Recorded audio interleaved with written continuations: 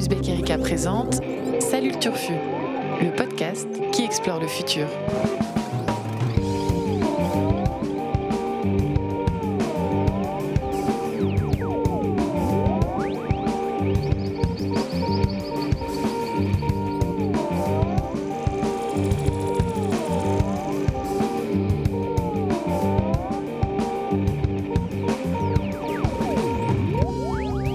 Salut à toutes, salut à tous et surtout salut le Turfu. Salut le Turfu, comme son nom l'indique, c'est le podcast de l'actualité du futur.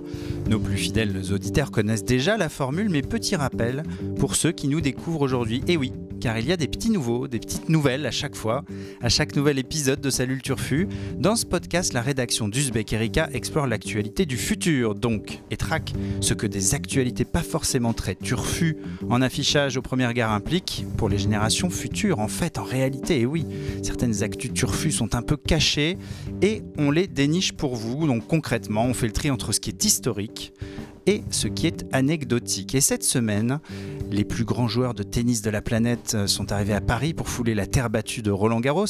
Patrick Balkany défraie la chronique, comme d'hab, mais on va plutôt explorer ensemble une autre actu brûlante, c'est l'élection européenne. Sujet tout aussi brûlant, la controverse techno-diplomatique entre les États-Unis et la Chine, entre Google et Huawei.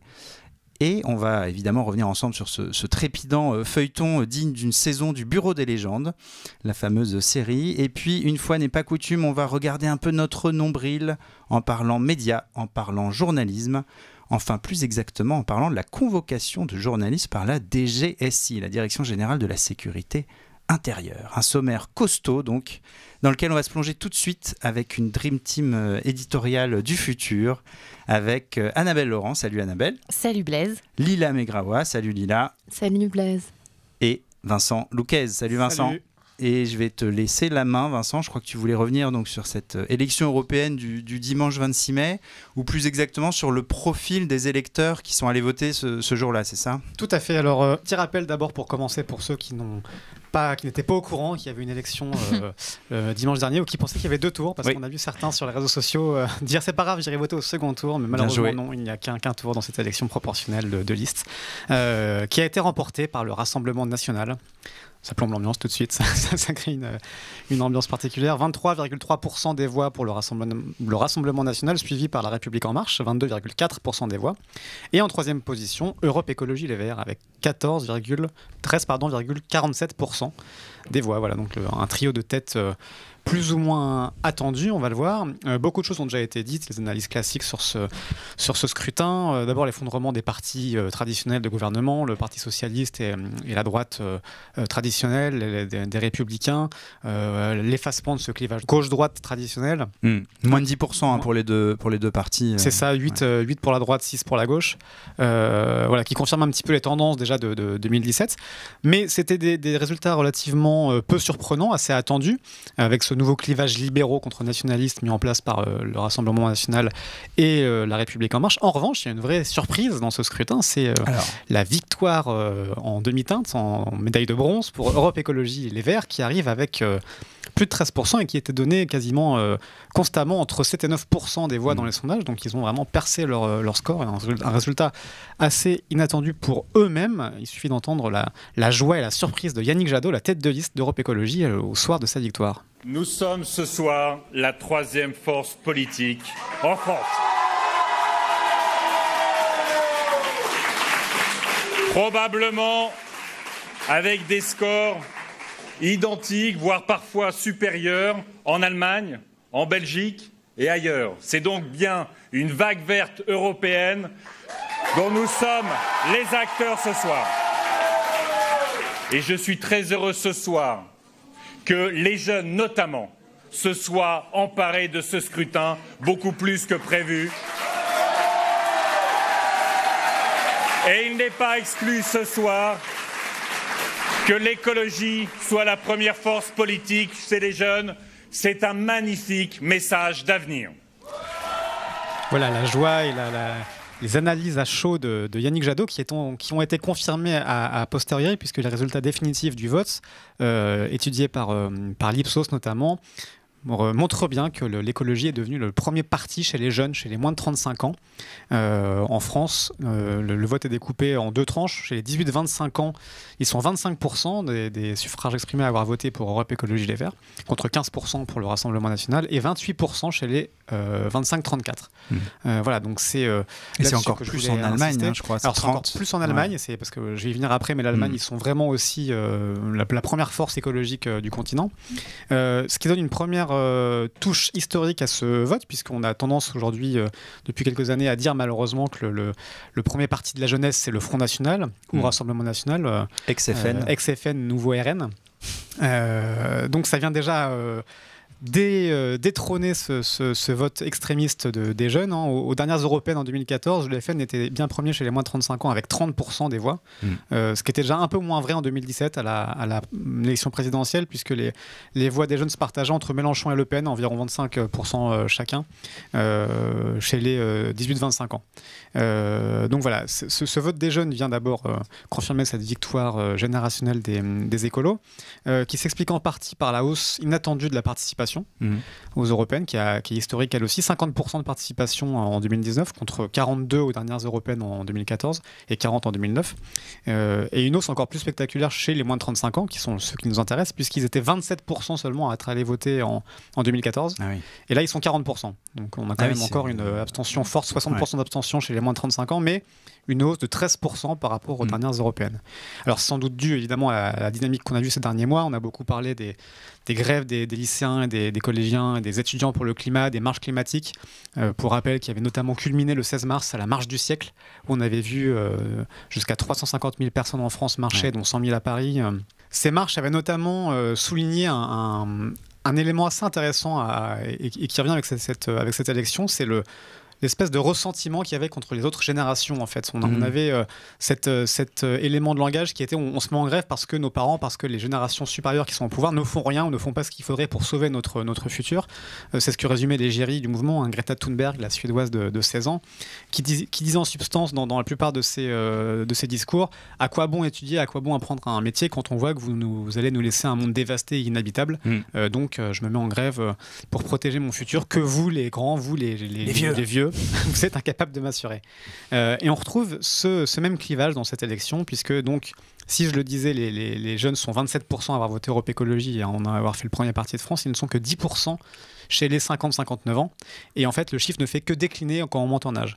Et on atteint 5% de vote Europe Écologie chez les plus de 70 ans. Ouf. Donc ça, voilà. Et c'est assez intéressant à observer, la dégradation est continue, donc on passe c'est assez linéaire, de ces 27% chez les jeunes à 5% chez les plus vieux. Plus on vieillit, moins on vote écolo. Exactement, ce qui est assez dommageable, et ce qui montre aussi une première limite de cet enthousiasme initial de Yannick Jadot, puisque les vieux, malheureusement, sont ceux qui votent le plus, et ceux qui ont le plus de postes de responsabilité, dans une certaine mesure, et qui pourraient donc enclencher le vrai changement de trajectoire qui, hélas, on ne voit pas encore vraiment s'installer aujourd'hui.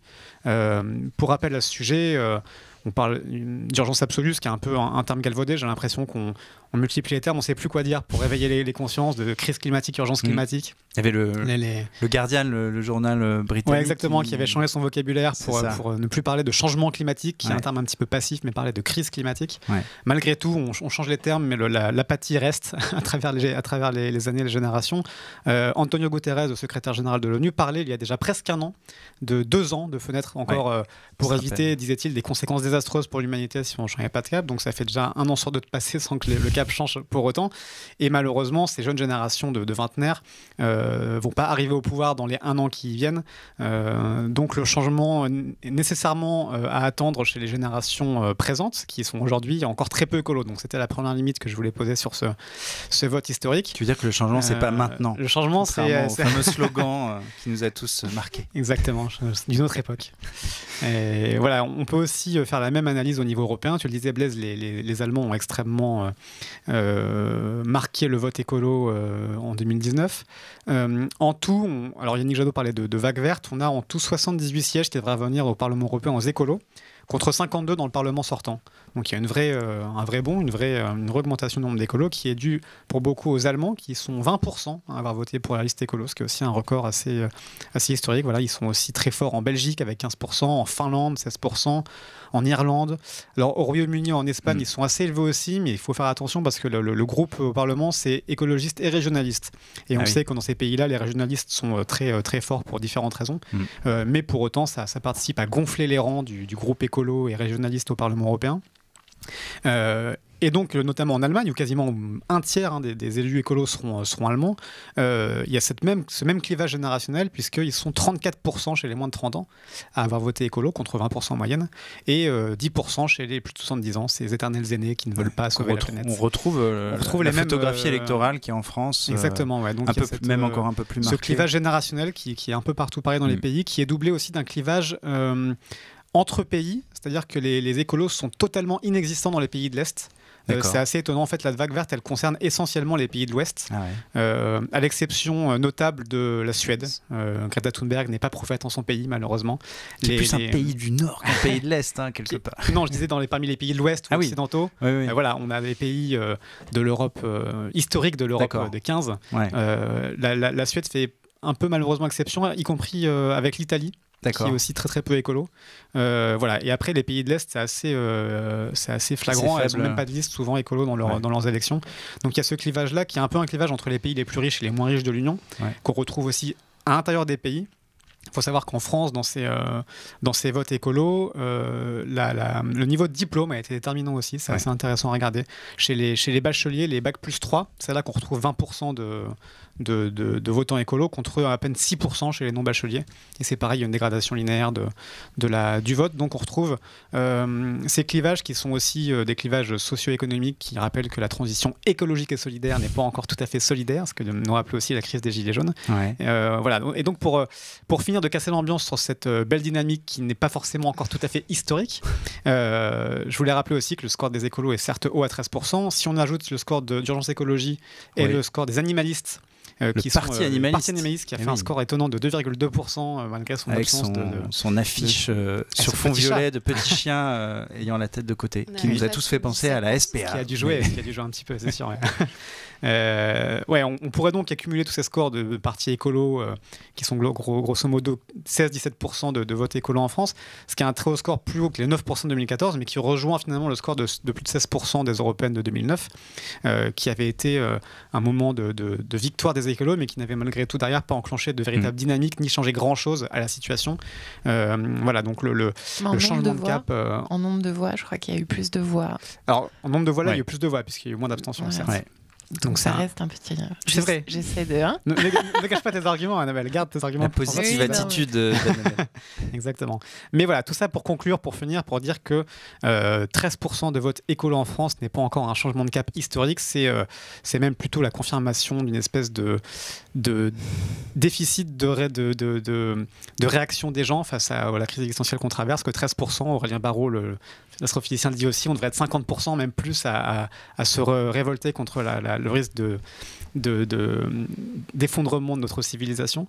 Édouard Philippe, le soir des élections, déclarait vouloir faire de ses priorités notamment l'écologie et la croissance, ce qui peut être un bel oxymore, quand on voit que de plus en plus d'écolos rappellent que les baisses du CO2 et augmentation du PIB, c'est pas forcément possible, et qu'on se rappelle du rapport de l'IPBES, le GIEC de la biodiversité, qui met en garde contre l'effondrement de la biodiversité et qui incite fortement à revoir le modèle de croissance, qui appelle à se détourner du paradigme actuel de croissance économique. Une espèce sur 8 qui pourrait disparaître dans les prochaines décennies. Voilà, on parle de 6e extinction de masse, on parle de 50% de la population animale sauvage qui disparaît, de beaucoup de choses sympathiques dans le genre. Nicolas Hulot, l'ancien ministre, il y a une semaine aussi de l'écologie, rappelait que la croissance était pour lui un médicament qui tue, pas forcément la bonne solution pour sauver le monde. Voilà, tout ça pour dire que partout en Europe comme partout dans le monde, on continue de chercher la croissance et que les écologistes à 13% n'ont pas encore réussi à changer la donne. Donc tu es en train de nous dire que le score des écologistes à cette élection européenne est anecdotique. Et oui, finalement, je vois l'audace de Vincent Louquez. Et je vous laisse avec ça, et je sens qu'Annabelle Laurent... je pense que ça bouillonne dans les cerveaux, ça bouillonne chez vous, ça bouillonne chez nous. Partout. Alors Annabelle Laurent, tiens, donnons la parole à Annabelle. Dis-nous un Si petit t'avais dit peu. historique, j'aurais dit anecdotique, mais là je suis obligée de dire historique. Du coup, Pourquoi ? Parce que j'ai l'impression que ces derniers mois, on n'était pas vraiment dans une dynamique de foi dans la politique. On s'était même fait cette réflexion quand on a fait notre magazine où on imagine une présidente écolo en 2022. On se disait, bah, dis donc, on est quand même pas trop dans l'ambiance du moment. Le dernier numéro du Le Zbek dernier Erika numéro dans du tous les Zbek, bons kiosques et Erika. relais, bien sûr. Depuis, disons, la démission de Hulot, et puis on voit que les réponses, c'est la grève, la désobéissance civile, enfin, il n'y a plus du tout de... Des réponses société civile, Oui, voilà. citoyennes plus que politiques. Et Europe Écologie Les Verts était quand même dans cet enjeu de qu'est-ce qu'on fait de tous ces jeunes dans la rue, comment on les récupère, et comment on transforme ça dans les urnes en une victoire. Et donc, je vois quand même un signe d'espoir dans ce score. Qui en plus, en nombre de voix, je redis mon argument, reste historique par rapport à 2009. Voilà. Après, ce que tu dis sur le fait que les vieux sont désespérément éloignés de ce vote écolo me déprime d'autant plus que je suis en train de lire un livre sur la société du vieillissement et que les plus de 60 ans qui représentaient donc... qui représentent en ce moment un quart de la population, vont passer à un tiers. Donc en fait, voilà, on a un peu du souci à se faire. Ça va gonfler les rangs des anti-écolos qui s'en foutent complètement et qui continuent à... Moi, je crois qu'on va plus c'est un parler historique mitigé quand même. Ouais. Parce que- On va bientôt plus parler du droit de vote à 16 ans, mais du retrait du droit Ouais. de vote pour les plus de 80 ans. Ça va être ça. On pourrait faire un débat. Plus de 80 ans, carrément. Moi, je dirais 60, mais après, chacun Ah ouais. chacun ses À moyens. quel âge est ton vieux ? Donc c'est un historique mitigé, mais c'est quand même un historique parce que voilà, ils sont quand même le premier parti de gauche et c'est quand même inédit. C'est Et, vrai. 6% du corps électoral. Tu Petite les historique. places donc à gauche sur l'échiquier politique. Est-ce vraiment ce que veut Yannick Jadot ? Je n'en suis pas sûr. Et je vais peut-être laisser Lila nous donner son avis sur le sujet. Ouais, moi je dirais plutôt, je pencherais plutôt du côté historique. J'ai essayé de voir du côté allemand. Regarder un peu Ça la m'étonne presse, pas de toi. La presse allemande. Bah oui, tu connais mon Précisons allemand pour nos auditeurs que Lila la langue est allemande. germanophile, germanophone. germaniste. Germaniste tout court. Germaniste. Et ce que j'ai trouvé assez intéressant, c'est de voir, selon un institut de sondage qui s'appelle Infratest, ils se sont rendus compte que, comparé aux élections de 2014, qu'en fait la thématique du changement, lutte contre le changement climatique, en fait, n'a non pas doublé, mais presque quasi triplé. Je n'irai pas jusque-là. Ça représentait 20% en 2014 contre aujourd'hui 48% des votants. Ce qui est aussi assez intéressant, c'est de voir qu'en fait, parmi tous les votants qui ont voté pour le parti vert, Die Grünen, Alliance 90, en Allemagne, en fait, on se rend compte que les votants âgés de moins de 60 ans, donc que pas la très plus âgés. grosse- ouais, pas très âgés. Ouais, Cinquantenaires, mais, quoi. Jusqu'à Les 60 actifs. ans, jusqu'à 60 Les ans, quinquas fringants. le parti vert reste la plus grosse force politique Ouais. en Allemagne, jusqu'à Ouais. 60 ans. Ouais. C'est pas les vieux écolos. 35 ans. Et ils ont noté aussi une forte hausse dans la participation. Apparemment, depuis 89, le chiffre n'avait jamais été atteint. C'est un chiffre de 61% De participation. de participation En Allemagne pour des européennes. pour des Ouais. européennes, ce qui C'est est, très élevé. ce qui est incroyable, sachant qu'en 2014, je crois que ça devait être 49-50%. Peut-être. Et avec une AfD donc, et une extrême droite qui a plutôt déçu dans cette élection en Oui, qui a Allemagne, dû, qui qui a est dû contenue, faire en quoi tout cas. Qui a dû faire je crois qu'elle est 12, autour de 10-12%. ouais, c'est ça. 12%, ouais. Et donc les voix féminines l'emportent. Vincent, je suis désolé. L'optimisme Et l'emporte. je vais rajouter une petite couche. Je sais que mon avis ne compte pas dans ce podcast, mais je trouve que ton argument sur les jeunes est effectivement un signe d'espoir, plus que le score en lui-même des La Verts. dynamique. Ouais. C'est la dynamique et le début de cristallisation politique chez des jeunes qui s'étaient jusque-là effectivement mobilisés dans la rue.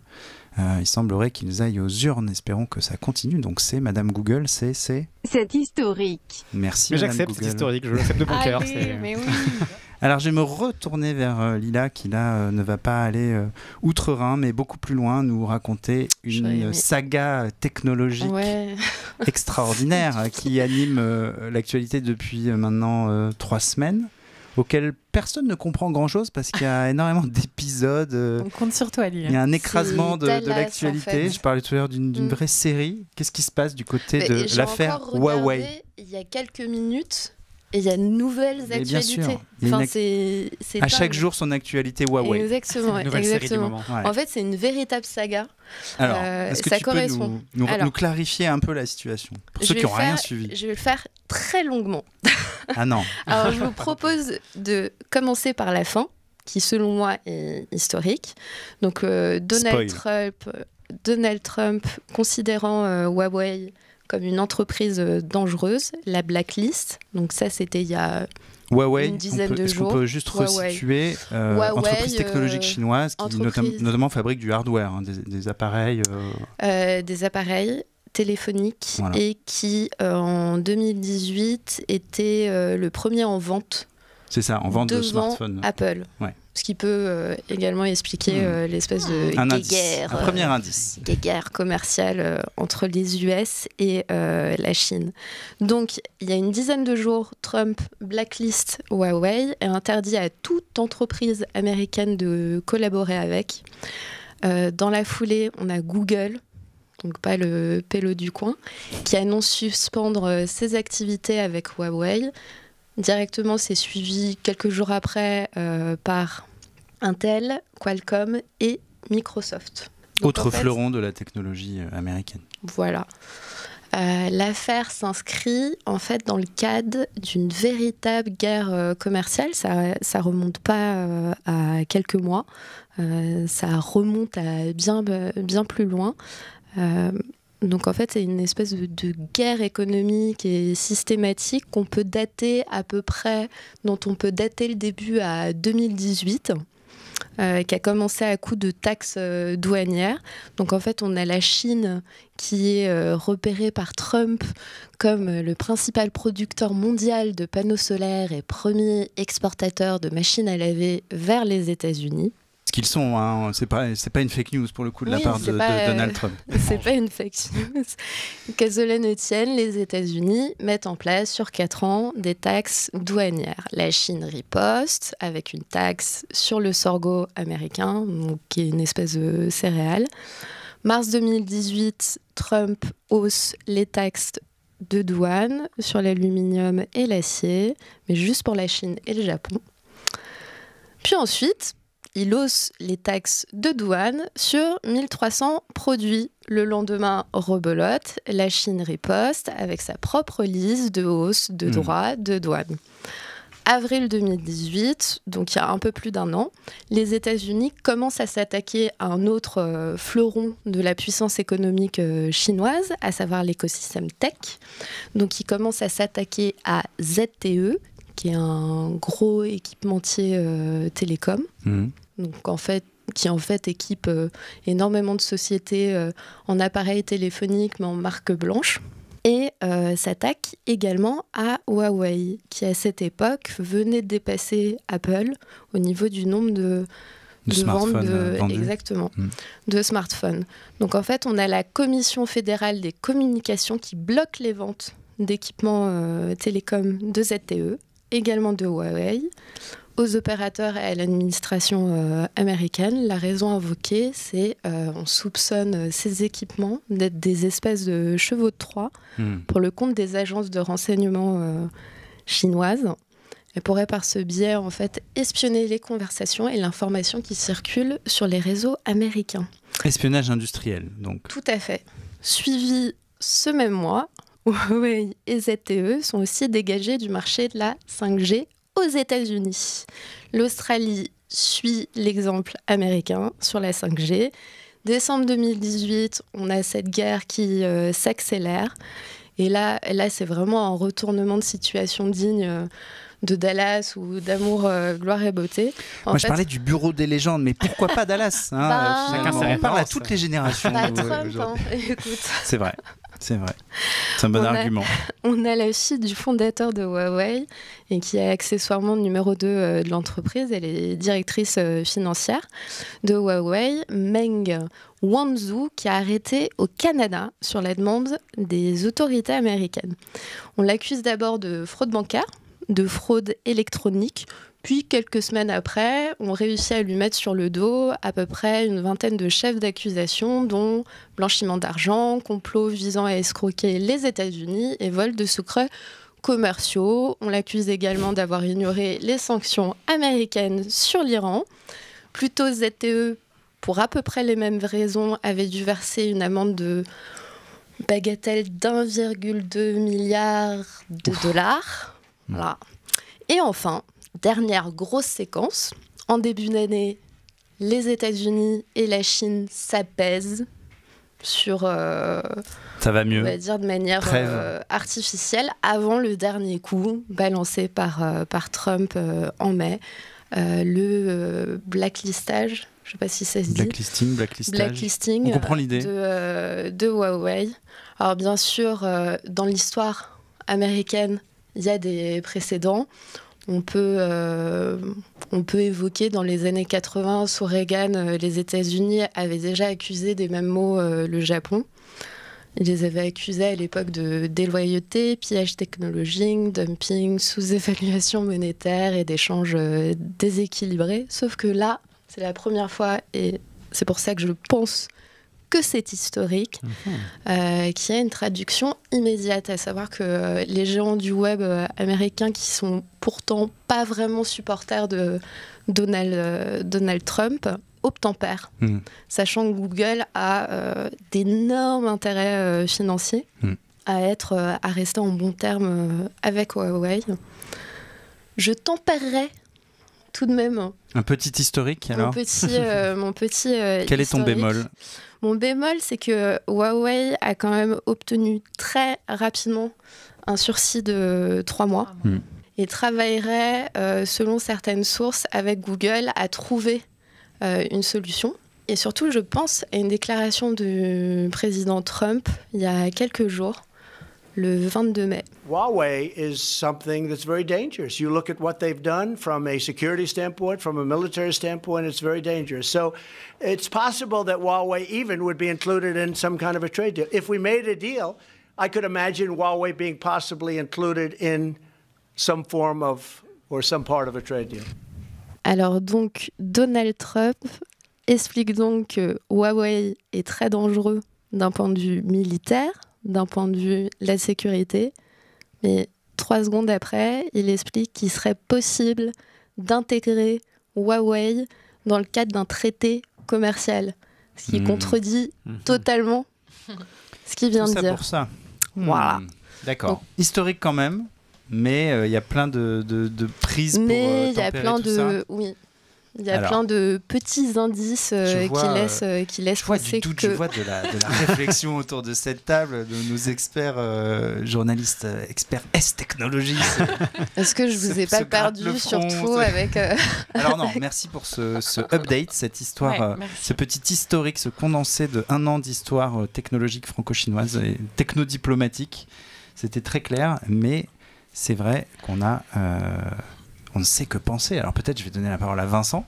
Oui, allons-y. Tu avais travaillé il n'y a pas longtemps l'année dernière pour le dossier qu'on avait fait sur la Chine pour notre magazine. Tu avais travaillé sur la question de l'économie chinoise, donc peut-être. Exactement. Oui, non, c'est vrai que. Alors, est-ce que c'est historique, anecdotique ? On ne sait pas trop où ça va aller cette histoire, mais ça me faisait penser effectivement à cette guerre technologique entre les superpuissances et notamment la guerre pour les normes. Parce que ce qu'on avait aussi étudié, c'est qu'il y avait une vraie bataille, notamment pour la construction des tuyaux qui font l'Internet physique et la construction de normes et de protocoles pour les appareils.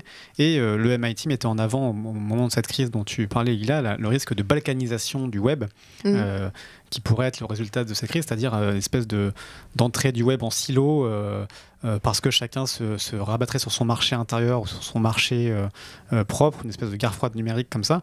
Et donc voilà, ça peut être... Là, on y est. Hein. Ce serait historique si c'était le début d'un monde fragmenté, d'un web fragmenté, sur un autre angle, un peu comme ça. Je pense aussi à ce que les Russes avaient fait récemment pour préparer une fermeture de leur Internet en cas de cyberguerre. Ils avaient préparé leur structure numérique pour que leur Internet interne puisse continuer de tourner avec leurs serveurs rapatriés chez eux, etc., en cas de cyberguerre avec les Américains.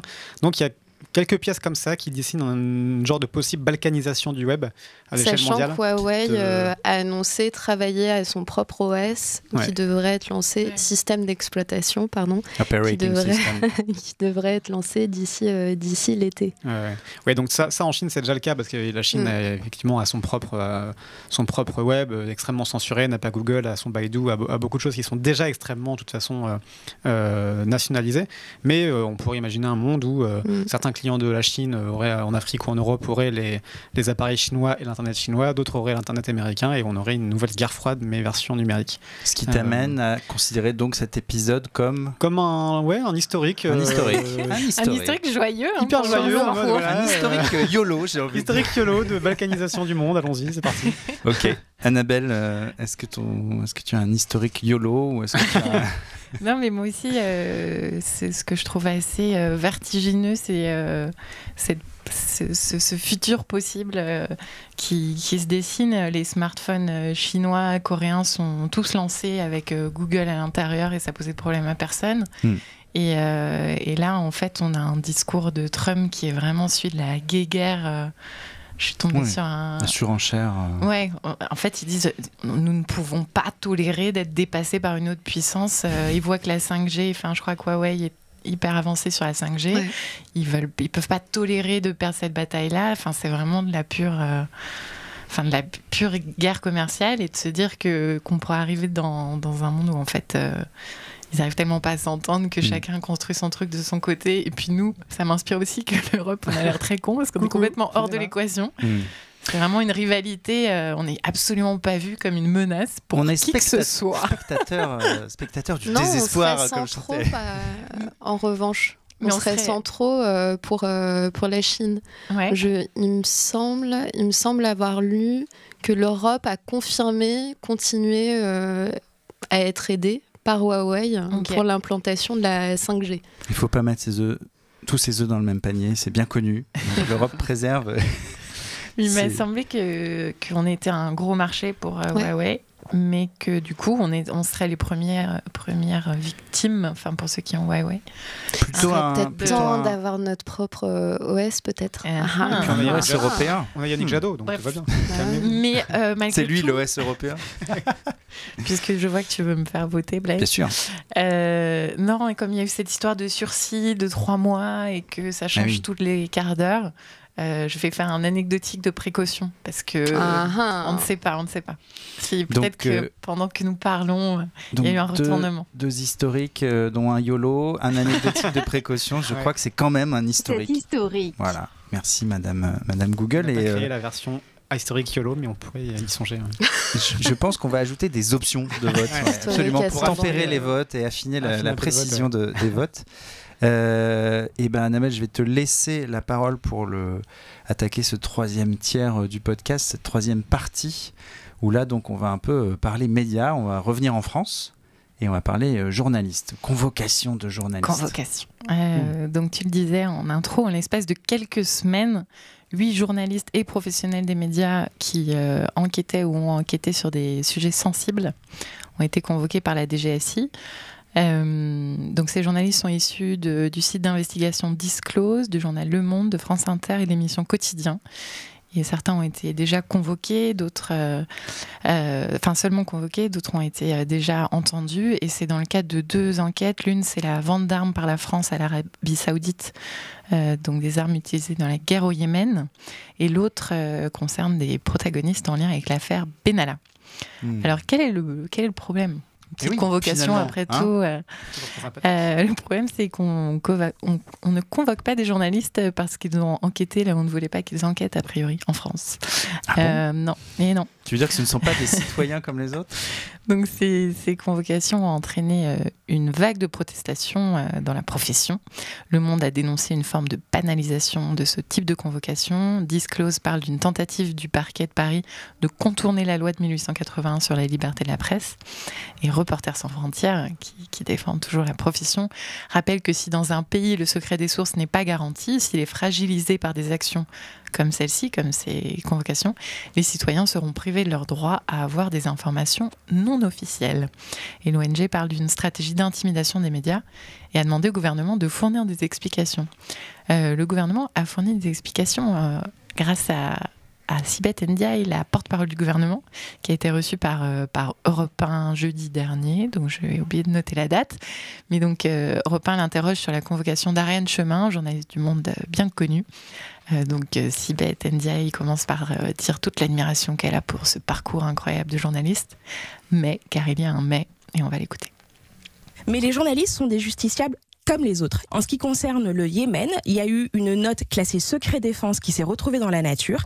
Ça n'est pas normal. Et il est normal que ce gouvernement, mais que l'État français s'interroge sur le fait qu'il puisse y avoir des fuites en son sein. Parce que aujourd'hui, c'est envers des journalistes, mais demain, est-ce que c'est pas envers une puissance étrangère que des notes ? Et donc, il faut qu'on soit capable d'aller chercher les choses. Ça ne remet pas en cause notre attention portée au secret des sources. C'est un droit qui est un droit important pour les journalistes, qui est même fondateur de leur activité. Mais pour autant, l'État, c'est l'État, et il y a des secrets qu'on doit aussi protéger. Wow. Je vous vois très convaincue dans le studio. Alors juste une précision, on a collé deux sons. Elle parle du Yémen, mais Ariane Chemin est entendue dans une histoire concernant les ramifications de l'affaire Benalla. Mais bon, c'était pour qu'on entende donc sa justification. Alors, au-delà du fait que les journalistes sont comparés à des puissances étrangères qui nous voudraient du mal et que ça n'a rien à voir, le secret défense est donc opposé au droit à l'information.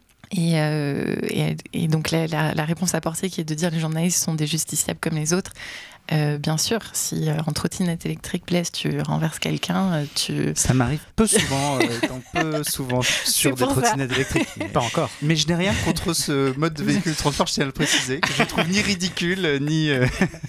Voilà, c'est tout. Le message est passé. Tu seras donc pénalisé contre les autres. Mais en revanche, dans le cadre de leur activité, il y a un certain nombre de protections pour les journalistes. Et Sibeth Ndiaye semble un petit peu essayer de nous embrouiller sur ce point-là. Alors pourquoi c'est un historique ?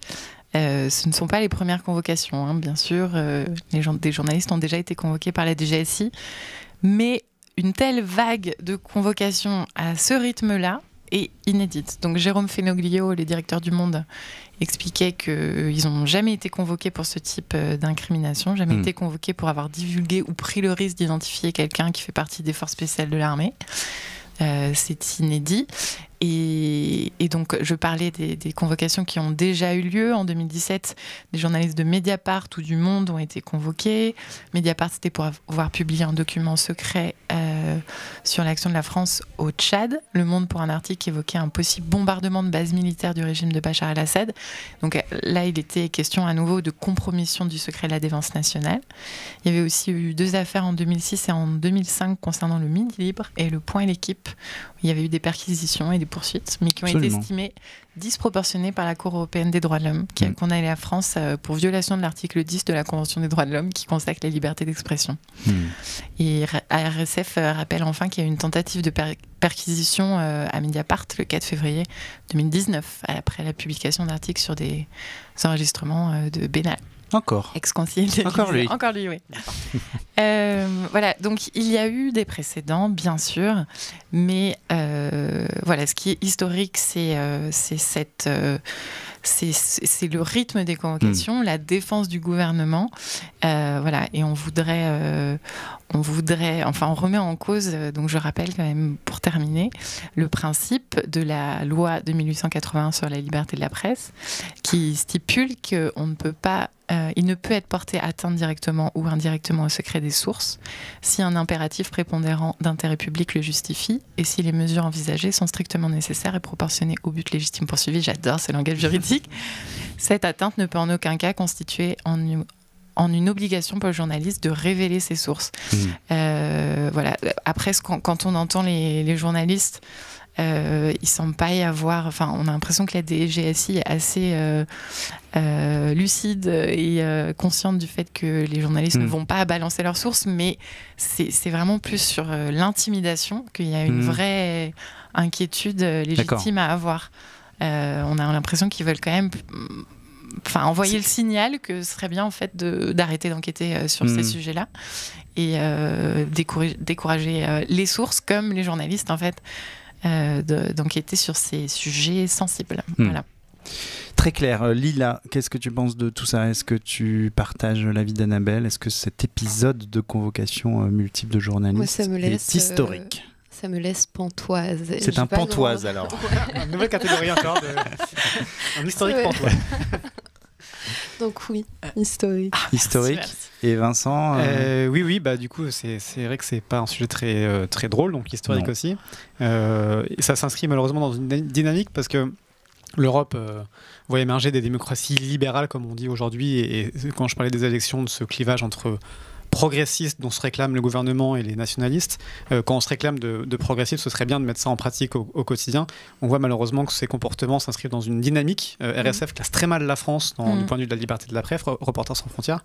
La France est très mal classée, et comme tu le disais Annabelle, en fait, même si ça va pas au bout, l'intimidation c'est problématique parce que ça incite les journalistes à ne pas recommencer, parce que ça va être compliqué de devoir faire face à ce genre de choses. Un peu comme par exemple Bolloré fait systématiquement des procès aux journalistes qui enquêtent sur ses activités pour décourager les rédactions. Quelle que soit l'issue du procès. Mais voilà, donc les rédactions savent que s'ils enquêtent sur ce sujet, il va y avoir un procès. Donc finalement, ça génère de l'autocensure, ce qui est très très dangereux pour la liberté de la presse. Et puis on peut citer aussi en Europe cette dynamique avec la directive sur le secret des affaires, qui nuit énormément aussi aux journalistes et à leurs sources. Donc il y a toute une dynamique comme ça d'affaiblissement de la liberté de la presse, quoi. C'est vrai qu'on a du mal à comprendre cette série. En fait, c'est assez surprenant. On a beaucoup dit que les journalistes avaient fait élire Macron, que Macron était soigné quand même ses relations avec les médias, en avait besoin pendant la crise des Gilets jaunes. Et c'est vrai que ça arrive là, au moment de l'élection, c'est assez surprenant. À 2-3 ans d'un rendez-vous présidentiel, il y a sûrement une volonté d'intimidation. Moi, j'aurais voté aussi historique. Tu parlais de la loi de 1881. C'est vrai que ça paraît très vieux, mais il y a sûrement besoin d'un relooking de cette loi, mais il y a effectivement des principes qui sont inscrits dedans, comme celui du principe du secret des sources, auquel on espère évidemment qu'on ne touchera pas et qu'on ne relookera pas et qu'on ne ripollinisera pas. Donc je crois que l'unanimité est au rendez-vous sur ce vote. C'est historique. Voilà, c'est historique. On aura eu un peu de tout aujourd'hui. On aurait eu des historiques YOLO, on aurait eu des historiques pantois, on aurait eu des anecdotiques, c'était quoi, de courtois, non, de courtoisie, je sais pas. De précaution. De précaution. Ouais, voilà, exactement. Voilà, l'anecdotique de précaution. On aura parlé balkanisation du web et plein d'autres choses. C'était super. J'espère que vous avez appris plein de choses et puis que vous allez continuer surtout d'explorer le futur avec nous. Comme disait le journaliste Serge Moiti, on me souffle dans l'oreillette que vous êtes de plus en plus nombreux à nous écouter. Et bien, je reprends sa phrase. Voilà, continuez à nous écouter, continuez à écrire, commenter et à nous suivre partout, en son, en vidéo, en texte. On est là, on explore le futur avec vous. Salut, à bientôt.